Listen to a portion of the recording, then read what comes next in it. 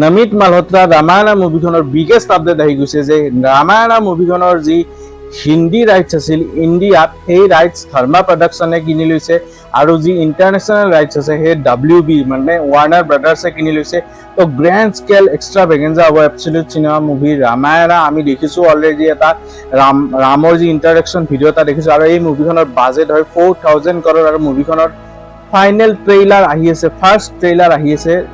18 জুলাইত নিউ দিল্লীত মানে গ্ৰেণ্ড ইভেণ্ট এটা পাতিছে আৰু 3 মিনিট 30 ছেকেণ্ডৰ এই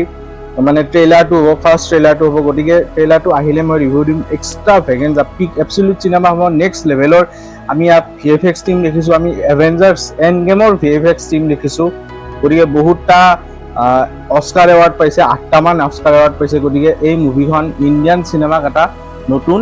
হাইটত লৈ যাব আৰু মুভিখনৰ এক্সপেক্ট কৰা হৈছে যে 1 বিলিয়নৰ ওপৰত মুভিখনে মানে ইনকাম কৰিব।